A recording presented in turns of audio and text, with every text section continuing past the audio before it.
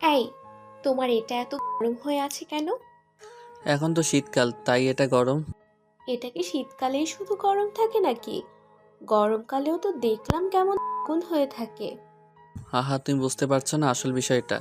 এটার কাজ সব সময় গরম হয়ে উষ্ণতা দেয়া, এই জন্য এটা তাই করছে। ইস, তোমার এটা আমার কোথায় কোথায় উষ্ণতা দেয় সেটা কি তুমি জানো? না তো, কোথায় দেয় বলো একটু। আহ, বোকা বর আমার। তুমি আমার সাথে মজা নাও। তুমি ঠিক ভালো করেই জানো তোমার এটা কোথায় কোথায় উষ্ণতা বিতরণ করে। আরে, সত্যি জানি না আমি, আর তোমার সাথে মজা কেন নিব? বলো না একটু। ধুর, আমার লজ্জা লাগে বলতে। আমি পারবো না তোমায় ওসব কথা মুখে বলতে। আচ্ছা, এই ব্যাপার। তাহলে হাত দিয়ে দেখিয়ে দাও, আমি বুঝে নিব। আচ্ছা, তাই করছি। কিন্তু সত্যি কথা বলছি, আমার কিন্তু ভীষণ লজ্জা লাগছে। তাও তোমার জন্য করছি এটা। দিদি কথাটা বলতেই নীরবের গরম হয়ে থাকা ওটা ধরে নিজের ঠান্ডা মলিন জায়গার সামনে নিয়ে গেল।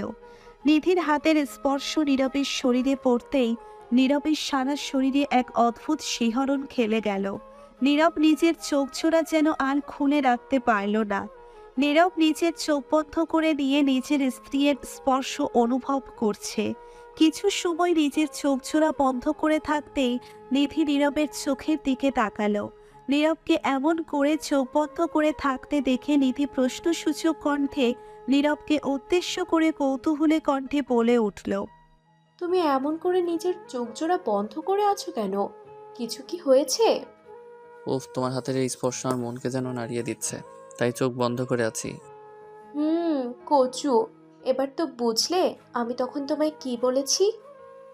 আমি এখনো কিছুই বুঝতে পাইনি। আমি আরো জানতে চাই, আমায় আরো কিছু জানাও। ইস, আসছে ঢং করতে।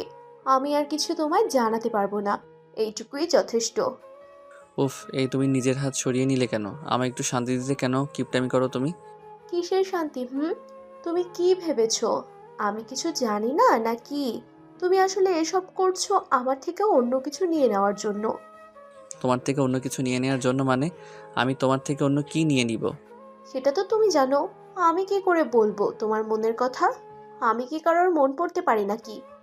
কেন পারো না? সবাই নাকি প্রিয়জনের মন পড়তে পারে, তুমি কেন পারো না? আমি এত কাছে পারি না। এখন সরো, আমায় ঘুমাতে দাও। আমি কি ধরে রাখছি নাকি? তোমার ঘুম পেলে যাও, ঘুমিয়ে পড়ো। উফ, এমন করে আমায় ধরে রাখলে আমি কি করে যাব? আমায় ছাড়ো, তারপর আমি যাব। আমি কখন তোমায় আটকালাম? আমি কাউকে আটকে রাখিনি। এখন কিন্তু খুব বেশি হচ্ছে। এই আমি বলে দিচ্ছি, আমায় না ছাড়লে কিন্তু এখন খুব খারাপ হয়ে যাবে। কি খারাপ হবে? দেখি একটু দেখাও তো, আসছে খারাপ করতে। তাই না? দেখবে তো? ওকে, তোমায় দেখাচ্ছি। নিধি কথাটা বলতেই দুম করে নীরবের দিকে এগিয়ে এলো। নীরব নিধির দিকে তাকিয়ে মুচকি মুচকি হাসছে। নিধি নীরবের ঠোঁটের কোণে মুচকি হাসির ঝলক দেখে একটা বাঁকা হাসির রেখা নিজের ঠোঁটের কোণে এঁকে নিয়ে কোনো শব্দ না করেই দুম করে নীরবের শার্টের কলার চেপে ধরল। নিধি নীরবের শার্টের কলার চেপে ধরে নীরবের দিকে নিজের ঠোঁটজোড়া এগিয়ে দিল। নিধি নীরবের ঠোঁটের দিকে নিজের ঠোঁটজোড়া এগিয়ে দিয়ে নীরবের চোখের দিকে তাকালো। নীরব ও নিধির চোখের দিকে এক দৃষ্টিতে তাকিয়ে আছে। নিধি বোঝার চেষ্টা করছে নীরবের মনের মধ্যে কি চলছে। নীরব নিধির এমন চাহনি দেখে নিধিকে উদ্দেশ্য করে কৌতূহলী কণ্ঠে পড়ল। তখন আমি তাকিয়েছিলাম তোমার দিকে, তো হাজারটা কথা শুনিয়েছো।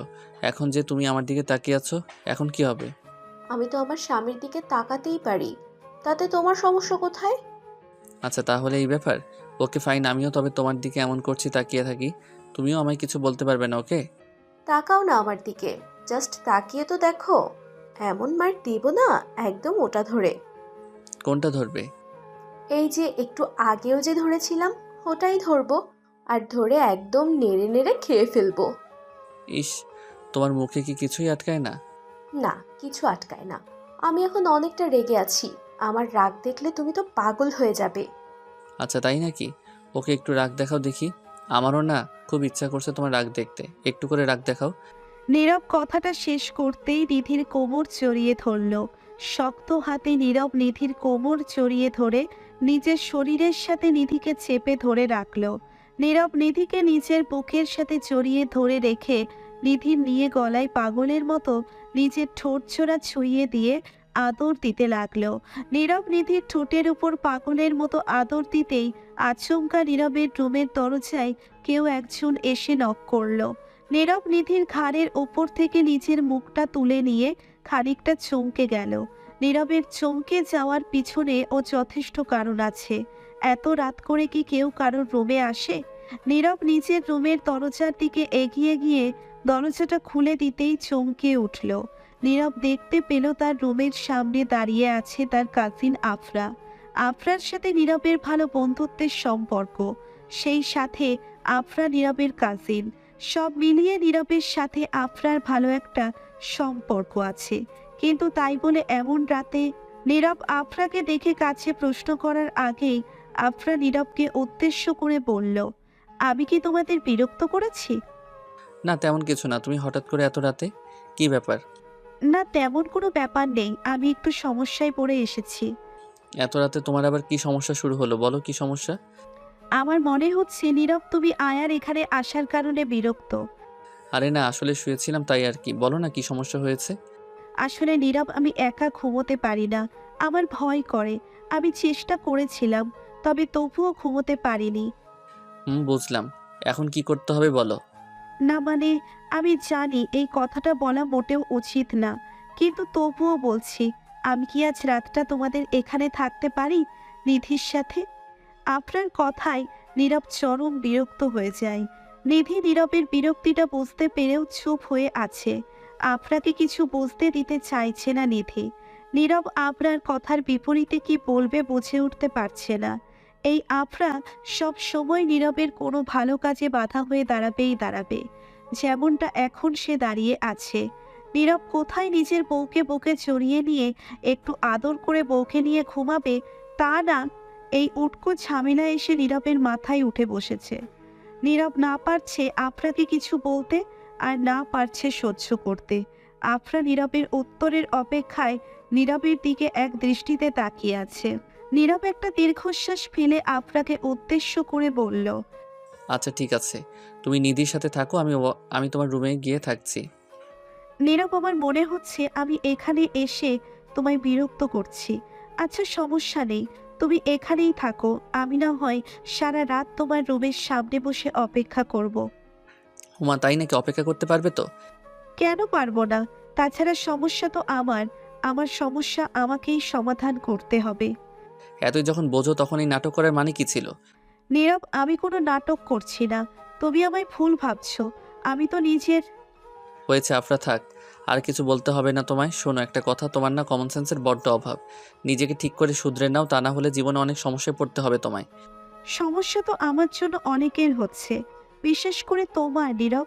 আমি একটু নিধির সাথে থাকতে চেয়েছি বলেই তোমার এত সমস্যা।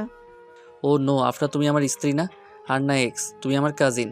আর তোমাকে নিয়ে আমার কোনো সমস্যা নেই, আমার সমস্যা তোমার কথাগুলো নিয়ে।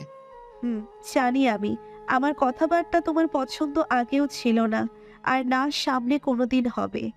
আফরা তার নীরবের তর্ক বিতর্কের মাঝে নিধি আফরা আর নীরবকে উদ্দেশ্য করে বলে উঠল, আহ, কি করছো কি তোমরা?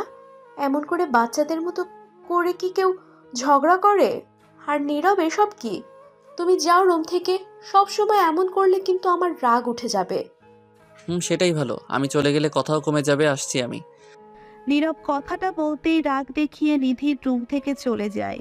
নীরব নিধির রুম থেকে চলে যেতেই নিধি আফরাকে নিয়ে বিছানায় গিয়ে ঘুমিয়ে পড়ল।